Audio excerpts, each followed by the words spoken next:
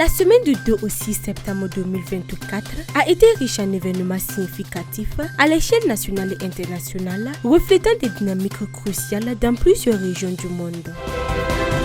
Le 2 septembre, le Burkina Faso a reçu une marque de solidarité importante de la part des émissaires du Niger et du Mali. Ces derniers ont rencontré le président burkinabé pour exprimer leur soutien après l'attaque terroriste tragique de Barça Algo, réaffirmant l'engagement de l'Alliance des États du Sahel dans la lutte contre le terrorisme. En parallèle, en Tunisie, la commission électorale a validé les candidatures de Kaïd Saïd, Zouhair Magzaoui et Ayachi Zamel pour l'élection présidentielle du 6 octobre. Cette décision, excluant certains concurrents aperçus comme non sérieux, a suscité des accusations de manipulation du scrutin et de suppression de l'opposition, mettant en lumière les tensions politiques en cours. Le 3 septembre, le Burkina Faso a franchi une étape majeure dans la modernisation de ses documents d'identification en lançant son nouveau passeport biométrique, l'e-passeport. Fabriqué en polycarbone et conforme aux normes internationales en matière de contrôle de l'aviation civile, ce passeport se distingue par l'absence de la mention CEDEAO et de son logo, soulignant une volonté d'autonomie accrue du pays. Le 4 septembre a été marqué par l'adoption d'un décret crucial par le Burkina Faso imposant des quotas d'importation pour les produits concurrents des fabrications locales.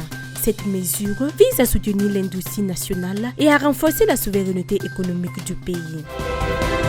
Ce même jour, le président chinois Xi Jinping a accueilli à Pékin une vingtaine de dirigeants africains pour le sommet Chine-Afrique centré sur la coopération des infrastructures, énergie et éducation. Ce sommet renforce le rôle prédominant de la Chine en Afrique où les échanges bilatéraux ont atteint 167,8 milliards de dollars au premier semestre 2024. En parallèle, la marathonienne ougandaise Rebecca Cheptegei a perdu la vie des suites de brûlures graves occasionnées 4 jours auparavant par un individu décrit comme son conjoint. Le même jour, le Burkina Faso a également vu la tenue de la première session de la cellule de pilotage du compte satellite du tourisme burkinabé en abrégé CSTB à Ouagadougou. Présidée par le ministre du Tourisme Jean-Emmanuel Ouedraogo, cette réunion a permis de présenter le plan d'action triennal et le programme de travail pour 2024 visant à améliorer la quantification de l'impact du tourisme et à dynamiser ce secteur clé pour l'économie du pays.